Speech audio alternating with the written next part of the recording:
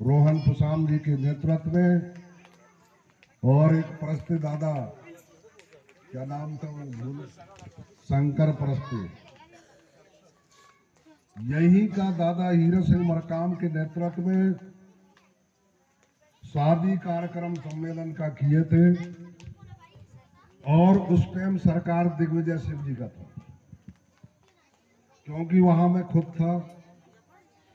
दादा मरकाम, ये बात है दिग्विजय सिंह सामने रखा कि जो गरीब हैं, जो लाचार हैं, ऐसे लोगों के यहाँ बाढ़े लड़कियां लड़का होती है, तो ऐसा कुछ करके अगर आपकी सरकार में कुछ सम्मेलन का इन लोगों को सहयोग हो, तो आज वो करीबन 51,000 हो गए भाजपा की सरकार। ये देन दादा हीरक सिंह मरकाम का था, और इस गांव का प्रेरणा लेकर के हम आज भी ये हमारे ऐतिहासिक ग्राम है। दूसरी, दादा मरकाम ने दिग्विजय सिंह को यह भी कहा कि भाई पंचायत में जो है काम करते हैं पूरा पैसा आता है, लेकिन बहुत सारे बलाभाट होती है, तो हमारा ये कहना था कि आधा राशन और आधा पैसा दिया जाए। उसको दिग्विजय सिंह जारी किया। उस टाइम चावल सोसाइटी के नहीं पूछते थे। तीसरा काम दादा मरकाम का, क्योंकि मैं दादा मरकाम के साथ में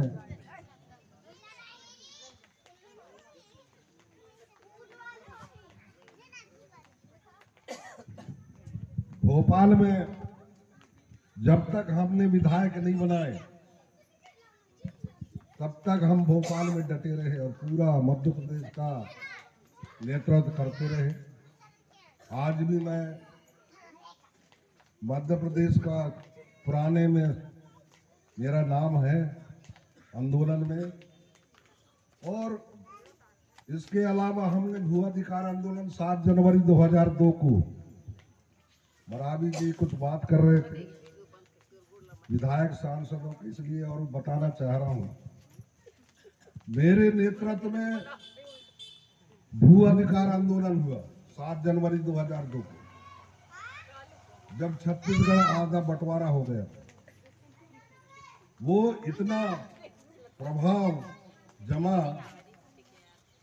और दादा मरकाम ने आकर के मेरे को बोले आज मैं तुमसे बहुत खुश हूं।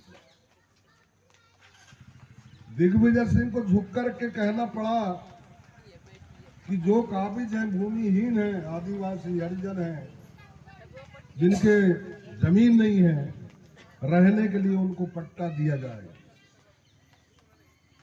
हम बिना सत्ता के बहुत सारे काम करवाए हैं दादा के नेतृत्व में। दादा बड़ा महात्यागी था। दादा कभी कपड़े लत्ते का ध्यान नहीं देता था, जैसा साधारण मानव के आधार पर आज हमको वो दिन याद आता है।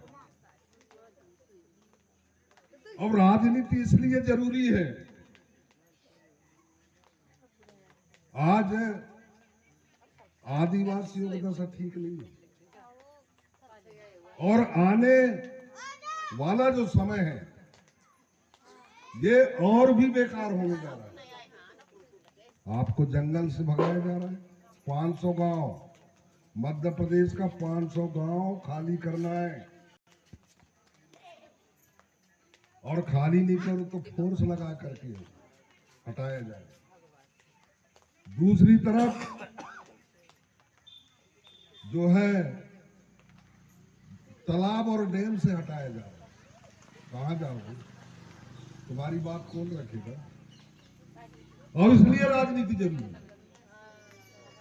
जिनको आप लोगों ने यहां चुन करके भेजा, वो तो बात ही नहीं है, टाल देते हैं, कहते हैं हम सत्ता में हैं तो हम कुछ कह नहीं सकते।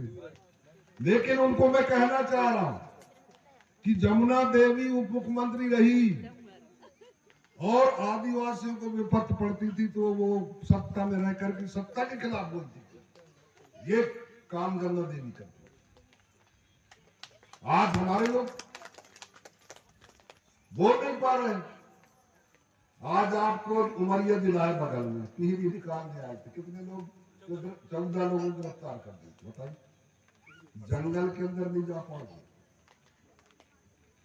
और इसलिए सामूहिक वनाधिकार पट्टा ले लो कह रहे हैं बार बार। ये गांव का जो है अगर निस्तार करना है तो जंगल जमीन का जो है आप जंगल में जो है ना जब ही घुस पाओगे, और नहीं तो अडानी अंबानी के दे देंगे भाजपा के लोग।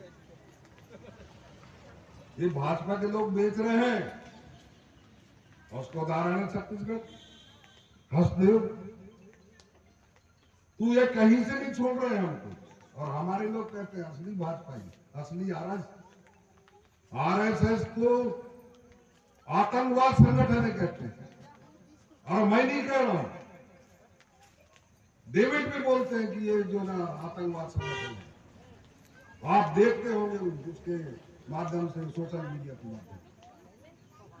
और ऐसे संगठन को आप चुन करके भेजोगे। भाई, भारत की राजधानी कहाँ है? दिल्ली में ना। कहा दिल्ली में, कहा है? दिल्ली में है। लेकिन भाजपा की राजधानी कहाँ है? नागपुर।